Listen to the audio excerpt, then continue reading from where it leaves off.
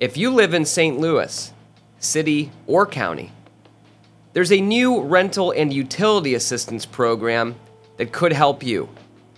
It's called Forward, and this is how to apply. I'm Elad Gross.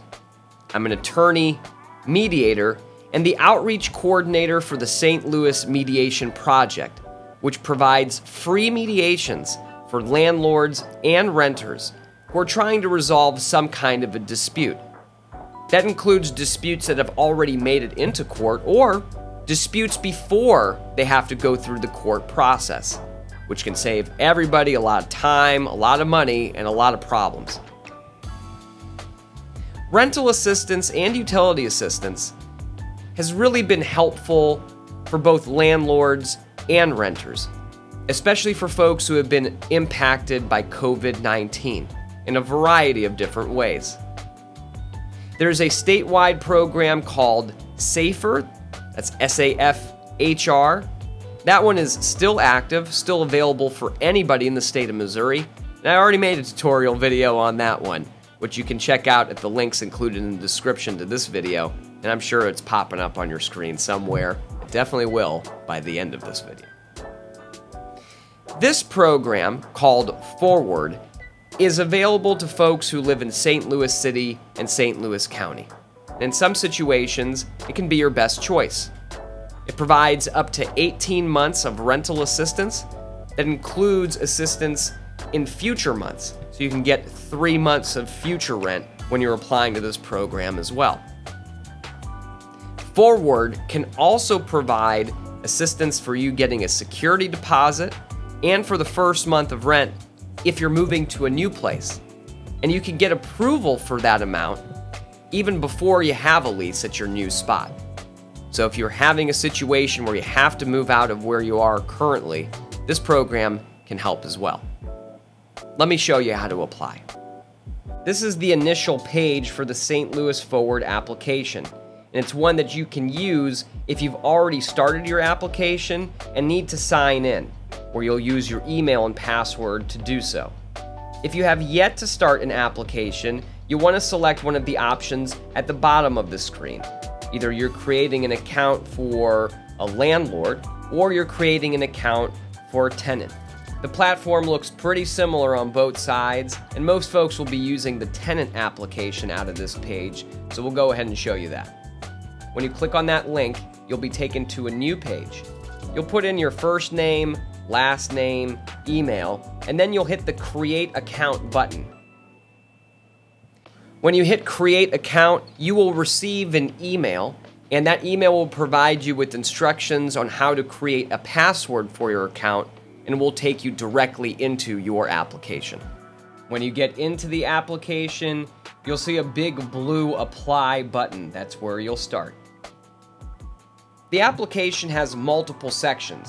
You will edit each one with your personal information.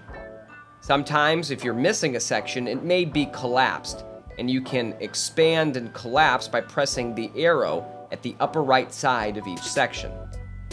At the bottom of each section, you'll see something that says Edit or some blue link that you can click on. When you do, you'll be taken to that section to then make any edits that you need to. When you're done making those edits, you'll click on the Save and Continue with Application button that appears in the upper mid to right side. Each time you complete a section, you'll be taken back out into the main application.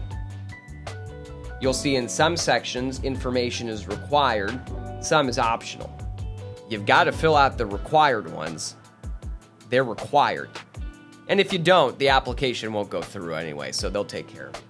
Most of the sections are pretty self-explanatory, but there's some that have some particular quirks, so we'll take a look at that. One of those is the household section. When you're completing the household section, make sure to include yourself in the household. And understand that each of these sections is talking to each other. So if you say that there are 2 income earners in your household, later on, you'll input 2 of your income earners when you're talking about your income. In the income section, You'll want to include everybody who is earning some kind of an income, and that can be from work, it can be from federal programs, it can be from a pension. Wherever your income is coming from, you'll want to make sure to input that here.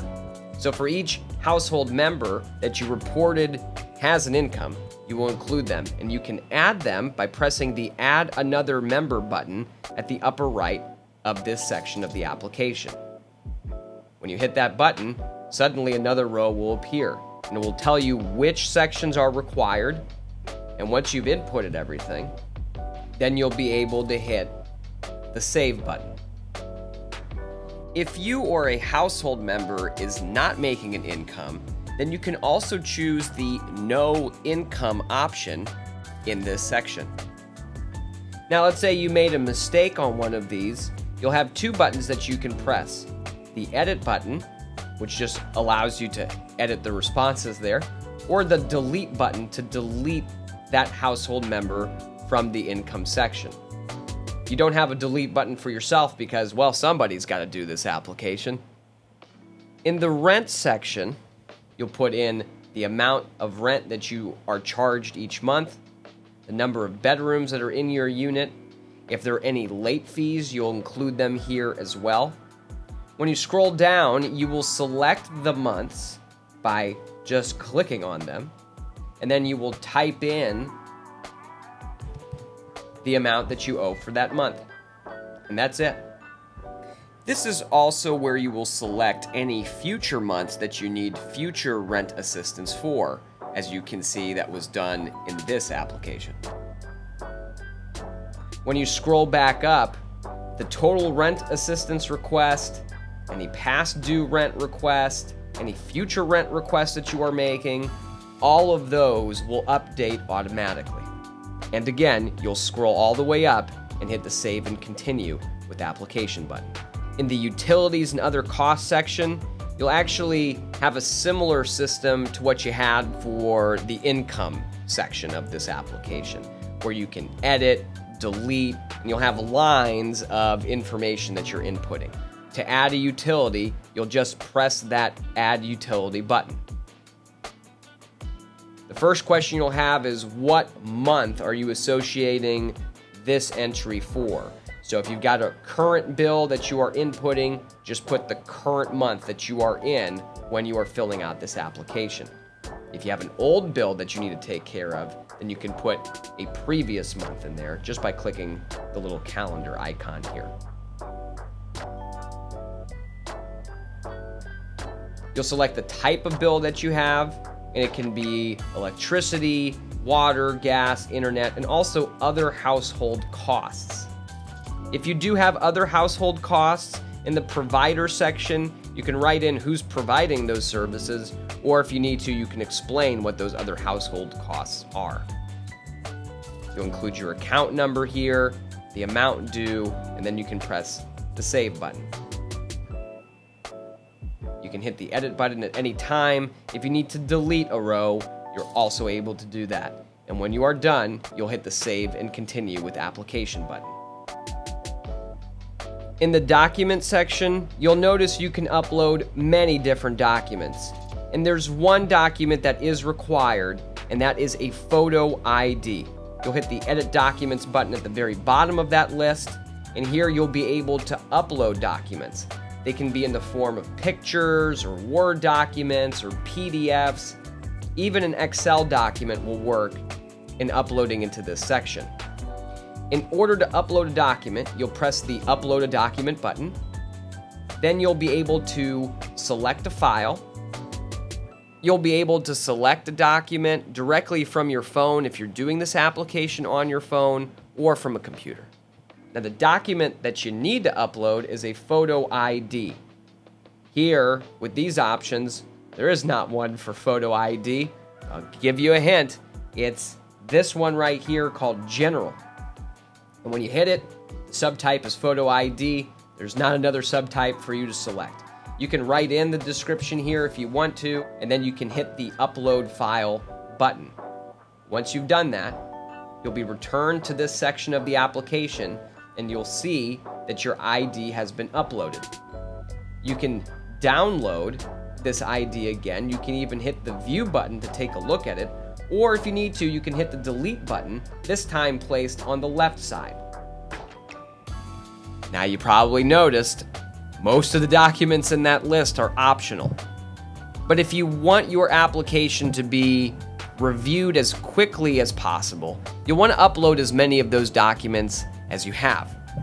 But don't worry if you don't have some of them, you can still submit just with the photo ID. The most important optional document to upload is an eviction notice or something from court if you are going through an eviction currently. That way your application can be pulled for priority review a bit quicker just because you uploaded that.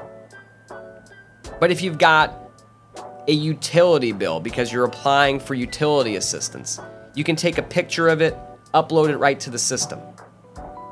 If you have your lease, a ledger showing how much rent you owe, you can upload both of those too.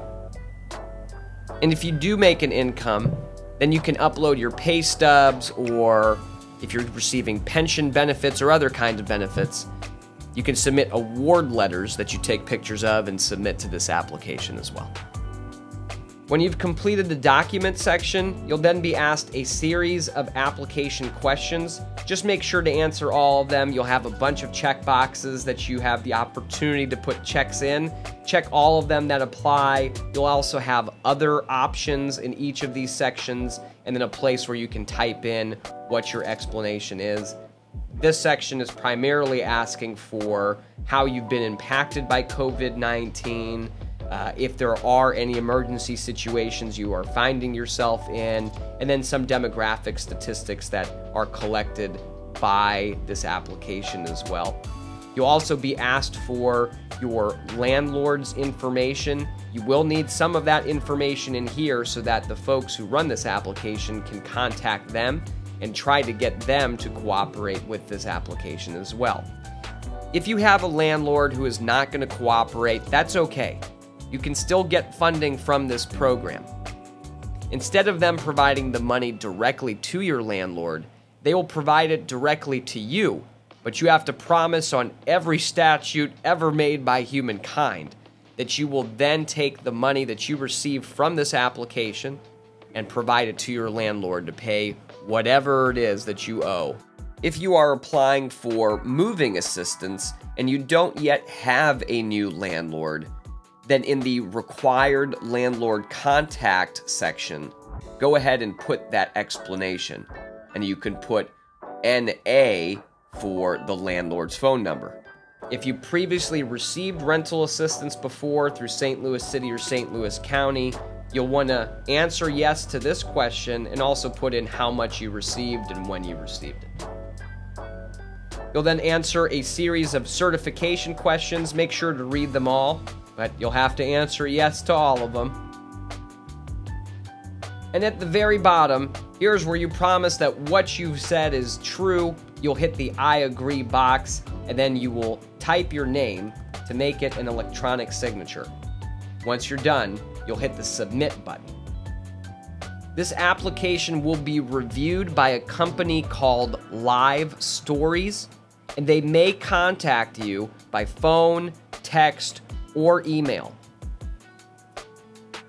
If you need to reach the folks at Live Stories, either to let them know to prioritize your application due to an emergency situation, or because you applied and haven't heard anything back for a while, you can send them an email at forward-support@livestories.com, or you can give them a call at 1-855-582-3973.